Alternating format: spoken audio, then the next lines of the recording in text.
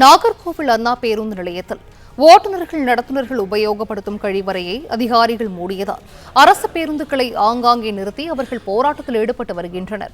கூடுதல் விவரங்களை செய்தியாளர் சுரேந்திரன் வழங்க கேட்கலாம். சுரேந்திரன், வணக்கம். இது குறித்தான விவரங்களை பதிவு செய்யலாம். கண்டிப்பாக கன்னியாகுமரி மாவட்டம் நாகர்கோவில் அண்ணா பேருந்து நிலையத்தில் இங்கிருந்து தினமும் குமரி மாவட்டத்துக்கு ஆயிரக்கணக்கான பொதுமக்கள் பேருந்தில் பயணம் செஞ்சு வந்தனர். மேலும் இந்த அண்ணா பேருந்து நிலையத்தில் உள்ள அரசு ஓட்டுநர்கள் மற்றும் நடத்துனர்களுக்கான தனி கழிவகை உள்ளது.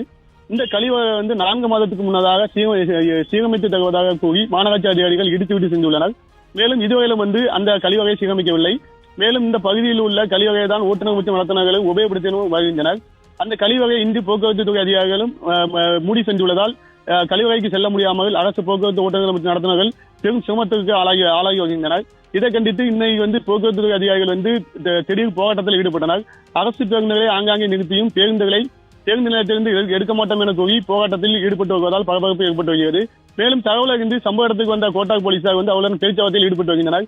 மேலும் சுமார் 1 மணி நேரமாக இந்த போராட்டம் நடைபெறுவதால் முக்கிய நிகழ்வுகள் மற்றும் மருத்துவமனைக்கு செல்லும் பயணிகள் மாணவிகளும் பெரும் சிரமத்துக்கு ஆளாகி உள்ளனர்.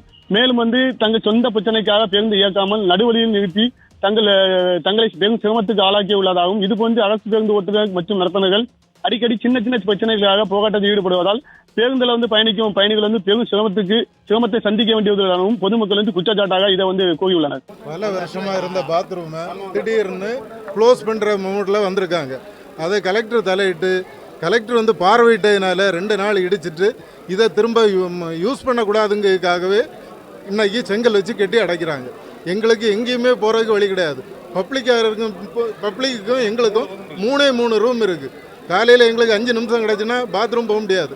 காலத்தை 2:45க்கும் 3 மணிக்கு எழும்பி தொழிலுக்கு வரக்கூடியவங்க நாங்கள். எங்களுக்கு பாத்ரூம் போகணுமா இருந்தால் வாய்ப்பே இல்லை. அதுக்கு இன்னைக்கு செங்கல் கட்டி அடைச்சதுனால எல்லாரும் பஸ்ஸை நிறுத்தி நிற்கும். கமிஷன் இன்ஜினியர் அனுப்பிவிட்டதா சொல்லி ஒரு ஆள் வந்திருக்காரு, அடைச்சிட்டு இருக்காங்க. அதனால தான் இது முனிசிபாலிட்டி இன்ஜினியர் அனுப்பிவிட்டதாட்டும் அந்த ஆள் சொல்கிறாரு. அவர் அனுப்பிவிட்டாராங்கிறதுக்கு ஆதாரம் இல்லை. ஒரு ஆள் நின்று அடைச்சிட்டு இருக்காரு.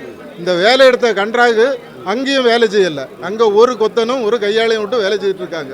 3 மாதத்துக்கு மேலே ஆகுது. எமர்ஜென்சி இங்கே எத்தனை பப்ளிக் வந்துட்டு இருக்காங்க, ஒரு நாளைக்கு எத்தனை 1000 பேர் இப்போ பரிமாறிட்டு இருக்காங்க. நாங்கள் தொழிலாளிகளே 1500 பேருக்கு மேலே பரிமாறிட்டு இருக்கோம். எங்களுக்கு எந்த அடிப்படை வசதியும் இல்லைன்னா நாங்கள் என்ன தான் செய்யணும்? அதுக்காக தான் இந்த போராட்டம்.